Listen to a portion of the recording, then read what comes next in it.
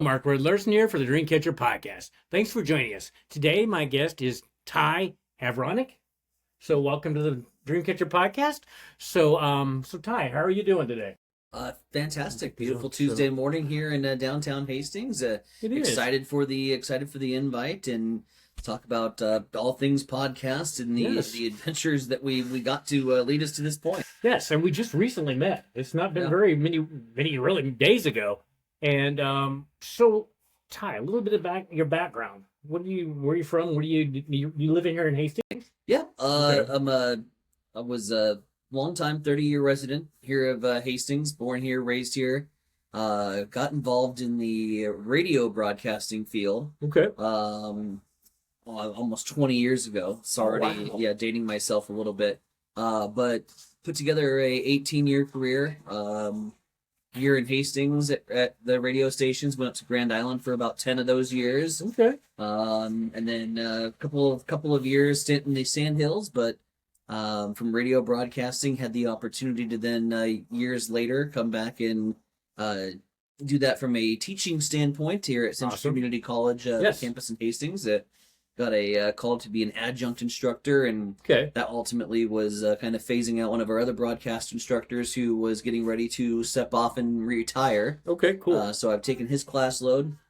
In that time, that was kind of where the podcast and the streaming side of my life really launched, because in radio broadcasting classes, talking with radio broadcasting students, realizing how very little of them were listening to the traditional means of media anymore. True, yeah. At that point, okay, well, maybe it's time for me to diversify and launch into the streaming side of things. So that's been, flash forward, the last 2 years has been really to the grind. We launched up our own company, X-StreamSports, which is a local sports broadcasting company that has a daily episodic podcast. Really? Okay. Each and every morning at 7 to 8. It's called Huddle Up.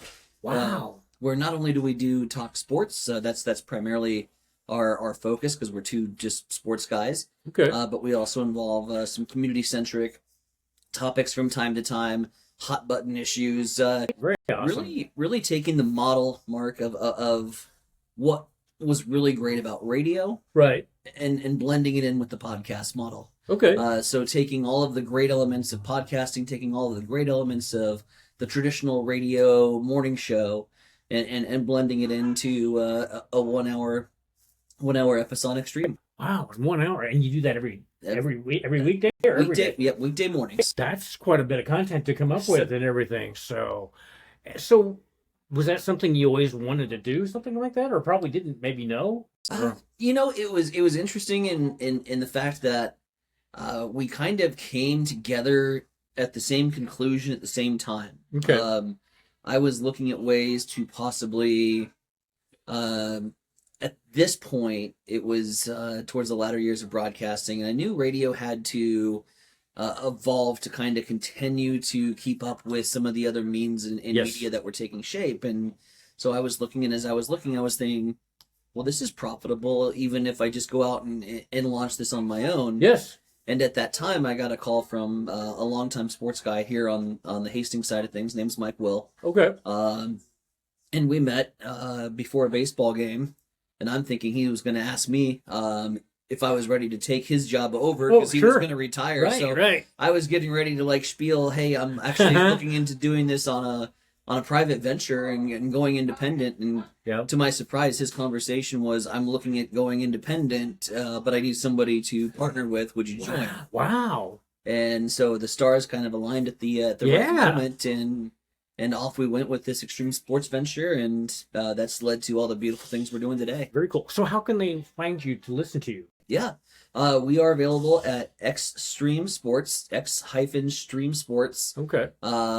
And the beautiful thing that we're doing is we're on all the platforms. It's not just your traditional Spotify, Applecast. Okay. We have those elements built in.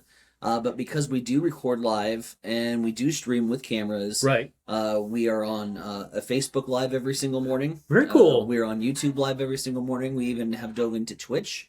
Okay. And those are the 3 live streams that we have. So nice. You can go back and you can view all of our archived content. Wow. From day one, which I warn you is not a great episode. We did not have our ducks in a row. We all have those days. Technical disaster, but we definitely have those days. after episode one, we regrouped, and here we are, almost a year and a half later, still kicking it. Very cool. So Twitch, is that, I don't think I know that one. What is that like? Is that like Facebook Live? I think it was originally kind of designed for the gaming community. Oh, wait. Okay. But it has since evolved, and it's got more and more channels that are putting podcasts up or putting streams up. It's definitely on the streaming side. A lot of influencers you're going to find over. Okay, check that out. Twitch channel. So very much check that out. So, well, the other day you gave me a great tour out at CCC, the community college here, which has got a great campus, and I mean, you have awesome podcasting area. Very much. Thank you. So you said you were teaching. You're doing teaching out there. Yeah. So what does that entail? So it's Adjunct instructor, which is basically what the college does is they take people that have been involved in the field for a good length of time, that have built up an experience. Okay. That can come and share with the students their own experiences, their own expertise, like basically what I did to make a successful career in this and how I did it. Right. And I can kind of lay that roadmap, but it's also involved in sort of instruction, class structured. Okay. Class structured semester. So yeah, the education side. I mean, and it was funny because it was not even on my radar. Really? Okay. You never know. And I think so many things in life, Mark, are like that. Where I agree. You're not thinking about it until somebody asks you about it. Yeah. And that was definitely the case. But Yes. roles have expanded there. Like you mentioned, the tour of the podcast studio. Nice. Day one, when I got up there, that was the first thing I saw was an archaic recording studio that still had equipment from the 1970s. Oh, wow. Really old. Okay. And not really giving the students the capability to put together the projects that I think they ultimately wanted to do. And I said, well, let's clean this up. So I put in a budget request. Okay. And the college has been very supportive of those efforts. Very good. But it was also a budget request that, yeah, we'll get you all this stuff. We have no idea how to build it, so here you go. And I understand that. From that, networking with other podcast people, and if this was your studio, what would you want it to look like? And bringing in some of those people to put that together. So yeah, we put that together, and the students have loved it. It's a huge recruiting tool for us. I bet. On the media arts side. So yeah, we're excited to have it, and I'm excited to see where this thing goes. Yeah. So when the students, can you get a degree in that, or what would what would the degree be then? So it's a media arts degree, which is all encompassing. Okay. We give students a little bit of everything that they're going to need in the media world. And it was vastly different from when I graduated. I graduated with a media arts degree, but it was with a emphasis on radio broadcasting. Okay. And my class is primarily focused on radio broadcasting and engineering and getting those tools put together that I would need in the broadcasting field. I had little work in graphic design. Okay. That was by choice. I didn't understand graphic design, so I wasn't going to take graphic design classes. Little knowledge in photography, little knowledge in video.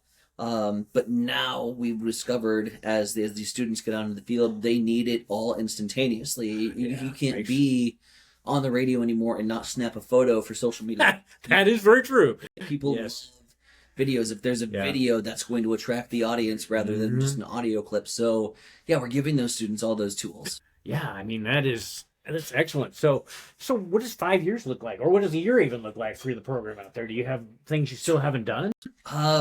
Well, for me, it's exciting because media arts is going to always change. Sure. Technology is always going to change. Oh, There's always going to be the next great app that comes along. That's a game changer, and so we're constantly involved in fresh and new. Yes. And that not only keeps my skills sharp, but it also makes it fun and engaging for the students because we want to be using the stuff, using the equipment, using the resources that are available right here. Exactly. Yes. I mean, so this is a Drink at Your podcast. So when you were growing up, what did you want to be? I mean, when you grew up, what was it that you really thought you'd be? Man, it started, obviously, I think it starts and ends with everybody wants to be a baseball player if they've been a baseball fan. True. I grabbed the wrong genes in the family for the athletic side of things. Okay. I had a trailer attached to me when I would be running the bases, and so wasn't the fleetest of foot, wasn't even the biggest or the strongest kid. Once I realized that baseball was probably not going to happen, it turned to sharing the love of the game that I had with others. Sure. And it's funny because I was talking with one of my friend's moms that I graduated with a long time ago, and his mom came up to me and she goes, "I remember you were 7 years old and you would be standing at Dad's softball game behind the bench with a fake microphone, I love it at the time, right? and I was announcing softball games, so it was always baseball, and it was always very cool. From that point, baseball broadcasting, and that's led to kind of the sports side that I've got into now. Love that. That is so awesome. So, I mean, do you have other things besides what you're doing that are interests? I mean, that kind of revolve around this. And what is your favorite team too? Basically? Right. Well, I mean, it starts and ends with the St. Louis Cardinals. Cardinals. Okay. My dad's side of the family is primarily from St. Louis, and it's a situation where if you're born into a Cardinal family, you get. I wasn't put into like a swaddling cloth or anything when I came out of the womb. I was wrapped in a Lou Brock jersey. I love it. So it was Cardinals by birth, and it was what team he had to stick with. So yeah. Other hobbies, I love art. And it's not so much like the painted art that you go around and look at a gallery. I love creativity. I love to listen to audio dramatizations, whether they be audio books, whether they be that theater of the mind, old radio broadcasts. Myself, I love to be a part of the local community theaters wherever I've been. Nice. I was up at Grand Island Little Theater for probably 5 years. Just recently been casting a show here in Hastings, and so I love to perform. So you probably know Jesse Nielsen? I do. Jesse. Yeah. We're in the same show together. Jesse's awesome. Haven't talked to him for a while, but yeah, you definitely know Jesse. Yep. So what are you working on right now out there at the community theater? What is it? We are doing I would call it an adaptation of Sherlock Holmes. Oh, really? Okay. It's by Ken Ludwig, who is more of a comedic writer. And so imagine if the seriousness, in-depth mystery of Sherlock Holmes met Mel Brooks. Okay, I think that sounds awesome. That sounds excellent. So it's a murder mystery with a comedic twist. I like it. So when will that be open to the public, or when will it be ready for the public? It's too soon. Too soon? We're launching the first 2 weekends of December. Oh, not really that far away, like you say. Oh my gosh! And how long will that run? Will that run like the month of December, or 2 weekends? 2 weekends. Yep. Okay. No, I had never, until Jesse, I never really knew that was even out there. And I didn't remember what show.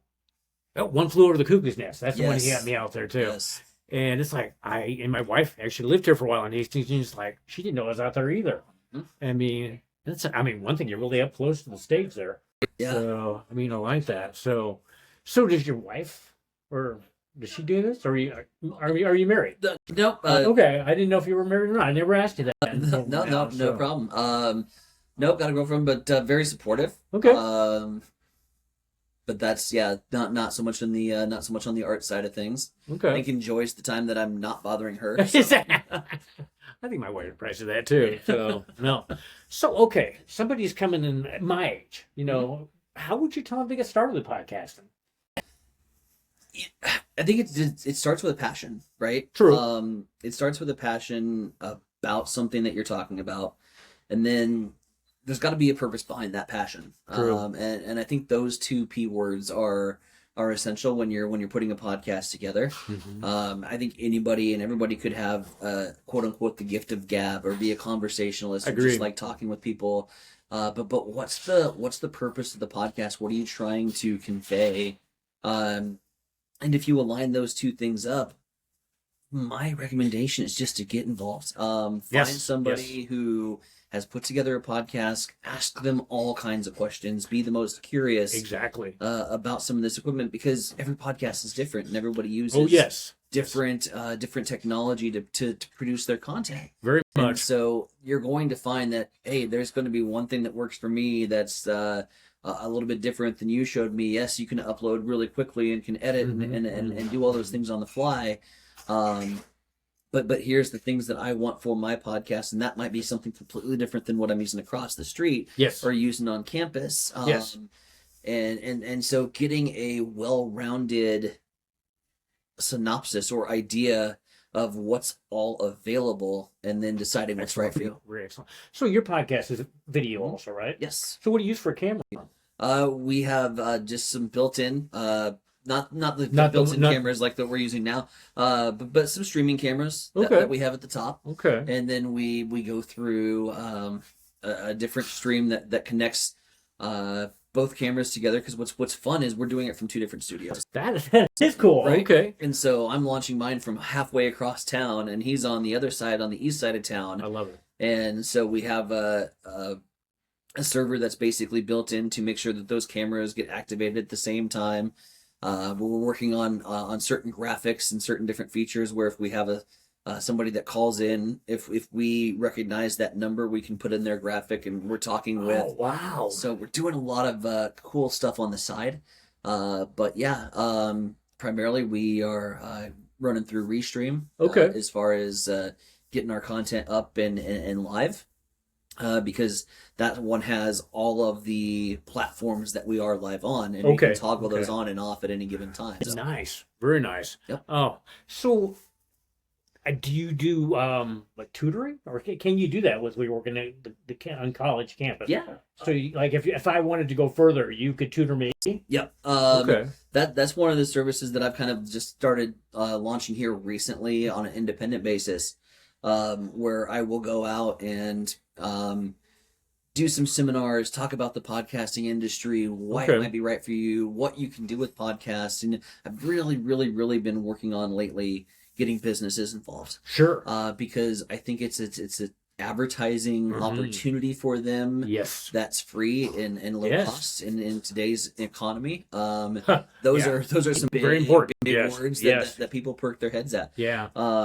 But you also want to make sure it's done effectively. So I run a 9-week training course. Wow. That I have put together that starts from learning how to use the software, to learning how to put the platforms on, to ultimately end game on any podcast. I think is monetization, right? Yeah. And so we try to develop strategies for one to monetize. But yeah, it's an in-depth course. It'll be the second half of my audio design class that I'm teaching now at CCC. Okay. I've done some independent seminars across the way at the 1906 Schnese district. Very nice building. Yes. Really partnering with and partnerships are big. Partnerships are huge in this, and being able to work with the entrepreneurship side of things on the college and saying, hey, we've got two things that really, really go together. Maybe we should do some work. And so we're starting to see some of the fruits of that. Excellent. And talking about the 1906, you just came from talking or speaking over there. Yep. So what is it exactly you're doing over there? Primarily, it's producing. We have a couple different people that have been interested on the podcast things, wanted to get started. Got shown kind of the lay of the land, how this works, and then from there they said, well, we think you're doing a pretty darn good job. Why don't we just keep you on board as the producer? So my role is just, making sure that we get uploaded and they've got a nice clean page. And what I like at the end of the day right now, I'm not so much concerned about dollar signs. I'm concerned about visibility. And when you see TJH podcast productions at the end of every single one of those episodes, like that's where I'm getting that visibility and marketing at the moment. So yeah, but there's going to be opportunities where we bring people in on a sip and learn sort of situation where I can talk about not only the history of podcasting, where it's at and where it's going, and how to get involved. So those will be forthcoming. Excellent. So talking about, and I don't know, when did podcasting really start? When did it have its beginnings? Well, I could tell you when I should have got on board was in the early stages when we were just learning about this, and I want to say probably 2009, 2010. Is when it started to become something of what I thought was a fad at the time. Sure, yeah. And I think everybody that's got a podcast at some point thought about doing a podcast, but then thought, well, this is just going to fade away like every single other fad that's happened. Yep. But then they obviously really picked up steam. Yeah. And I want to say as we got towards the beginning of the pandemic and people were not able to go out and do. Right. And they had more free time on their hands, Yes. but they still had a message to get across. Exactly. Podcasts really accelerated, and it's becoming to the point now where we have so many podcasts going out, yet it's not oversaturated. I agree. And I don't know that you can, because they're so fine-tuned to one interest level that you're not going to get over inundated with podcasts, because what am I searching for when I'm searching for anything? I mean, if it's Husker football, I'm going to go not just a college football general podcast. I want the Huskers. Yeah, exactly. And so, with the amount of just ideas that have been spread and interests that have been ignited, it's a fun world. But like I said, I was involved in the very, very like early infancy stages of podcasting. Okay. And it was something at the time that, we did for fun, that I really wish that we would have continued to do, because consistency is the key. It is. In any podcast. Yep. And we were not consistent about it, but, that's due to life and going your separate directions, and things happen, and you get busy, and you think, well, this is just going to be a fad, so I'm going to push this off the shelf. Exactly. Yep. Now we're looking back and we're like, well, man, we had 3 or 4 podcasts that probably could have been viral and maybe monetized a little bit, but here we are. So that learning process, right? Sure. So okay, monetized. I know you can do on YouTube, to monetize. Do you have other ways you guys monetize? So our option is not one that gets done a lot. Or even talked about, but because we have a community-centric feel to our podcasts, I've gone out in the community and tried to drum up some local support. And it's not something that is for everyone. Sales are tough, and asking people for money or for support is not easy. No, I bet but not. If you have a product that's worth promoting, and so in that, not only are you getting the quote-unquote radio ad, and we even do video for some of our clients. Sure. Okay. Incorporating that. But not only is it the 30-second reader that gets played during the show, during a break, it's also the ability to promote their businesses. And we have them on from time to time, and we say, with this, you will get some opportunity to, anytime under the sun, you have an event coming up, or you have a sale or special or some insight, please feel free to come on the show. So that was a marketing tool for us. Okay. And it's a little bit outside the box, but it doesn't rely on the amount of views or the impressions that you get to where YouTube finally says, oh, you've got something that can be monetized on. Right. This allows us to get that kickstart. Okay. So do you find, since we're in conservative central Nebraska, are people, like businesses, open to doing podcasts to promote themselves? More and more. Okay. It was not an easy start. I bet not. You're talking about people that have a loyalty and a loyalty to their local media outlets, and that's not something that I can sit there and I didn't leave radio because it was bad. Yeah. There's still good that's happening. Oh, there is. And there's great programming that's available for free and frankly should be supported by these local businesses. So there was that loyalty factor that we had to say, and it was sometimes met immediately at the door with, I'm already doing this. Yeah, I can see that. Then that conversation started to shift. Well, why not add on or diversify a little bit, bring some different options to the table. You don't have to be just stuck into one particular marketing tool. Yes. And so giving them just different options. And then a lot of it was the consistency factor that we had. And as we continued to show up every single morning, businesses were taking note and were saying, not only are you showing up every morning, your audience continues to grow. Yeah. And those numbers have been able to aid us in saying, hey, we have a marketable product. We think you need to be a part of it. Yes, and that's awesome. So, well, I told you the other day, I think everybody should have a podcast. Yeah. I mean, because you can do. Well, I'm kind of not to the phone area, but we're doing pretty basic here. Right. So, in the Blue Moon Coffee Shop, which is always really nice.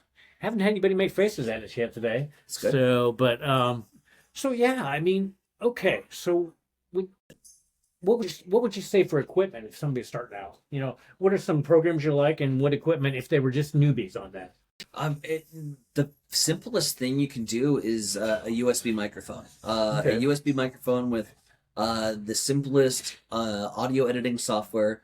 I think Audacity and Reaper are great places to go for that. Reaper has a little bit more fancy tools, but at the end of the day, Audacity's free and is consistently updated. Yep. As a user-oriented audio editing software, and so you don't need the fancy get up and the setup like a lot of people have. Yes. If your job is just to simply to get your message across in a budget conscious environment, a simple USB AT microphone into your audio editing software, provided that you get your audio hardware set up correctly, yes, is a good way to is a good way to go. But you know, for those who are looking to go on the studio side of things and really create an environment, sure. You know, I love the XLR microphones and the Tascam mixer, the Rodecaster mixer.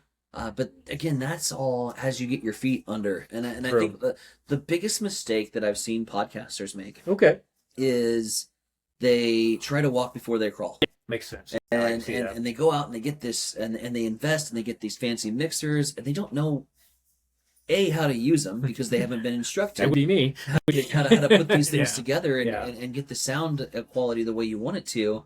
And so you've made this big investment, and then there's that discouragement factor because it's not doing what you think it's going to do or what you think you paid for it. Yep. Get the basics done first. Yep. Learn that side of things. Yep. And then expand and grow. No, I think that is because this is actually my second mic. Yeah. I had a little Samson one, and it was just, I mean, which works really well when you're doing it like And this is mirror. great. So this one, actually, I've had really good luck with this. But it is. I'm gradually, you know, and Riverside was a step up from where I was at. Sure. And I use Riverside, don't you? I've done and worked with Riverside. Okay. So do you stream your card?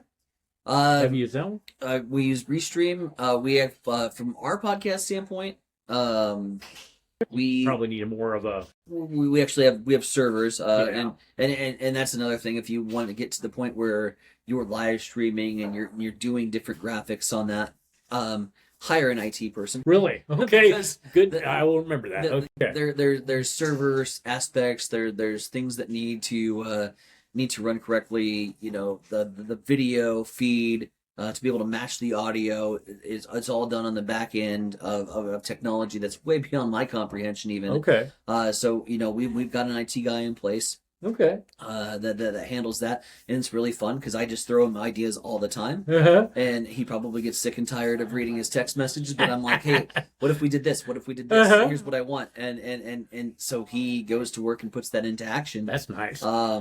But going back to that standpoint, you know, from my basic podcast setup or how I basically instruct, right, and teach is audio editing software, MP3 into Spotify. Okay. Spotify for me is the quickest way to get your content out there. I think it sets it up very nice in terms of how it's laid out. You can put as much work as you want to on your page. Sure. Right? Yeah. And those who kind of put in the back end work to make their podcast page look really cool and accessible to share that to anywhere, primarily Mark at this point, I would say the majority of people have at least Spotify on their phones or have even subscribed to Spotify Premium. Yep. And so that's where I go. Okay, that's awesome. So do you use? I use Buzzsprout to put it up to Spotify, Apple Music, and all those. Do you ever use Buzzsprout's the way to go? So that has worked really well, and it's interesting because most of them are Apple Music that is the number one. So, and then the podcasts resonates really well with media, Fascinating. which is very fascinating. It's just like, and then the 18 to 25, and then it goes down, and then it goes to my age group. I love the demographics. Yeah, me too. Because you think you're doing it for one audience, and you realize that the listening audience that you're getting is completely different from your intended listening audience. So, Oh, I'm surprised that my age group listens, because my age group doesn't listen to a lot of podcasts. I Right. don't think. 18 to 25, I find interesting because it's like, it's just interesting, and about equal male and female, Yeah. but it's not like what you think it is until you really get into it. no. So I mean, it's just I if you told me 5 years ago I was going to be doing this, I'd have said no way. But you're never too old. That's I always say that in these podcasts. Forget your age. So Ty, before we end the podcast, Yeah. anything else you would like to share with the audience? I think that this podcasting world is fun. I think that there's a lot of content that can be shared. Like you mentioned, who should get into podcasting? Literally everybody. Yeah. Anybody with an idea that is valued or is worth spreading. Just put your name out there and go for it. One of the things that I've always told people, and I'll end with this, is just that power of the microphone, and that It is. and what that does, and the message that you spread, and to be conscious about that. So again, the purpose of it and the passion behind it. If you've got those two things, by God, go for it. Yes. Amen. That's a great way to end the podcast. So, well, Ty, thank you for being my guest on the Dreamcatcher Absolutely. podcast. Been a And pleasure. I look forward to seeing your journey. Might have to have you teach me some of this stuff too. Be happy to. And maybe when my next mic, you got some really nice mics. So, but anyway, thanks again for being on the podcast, and we'll leave it at that. And you have a good rest of your day. You as well, man. Thank you.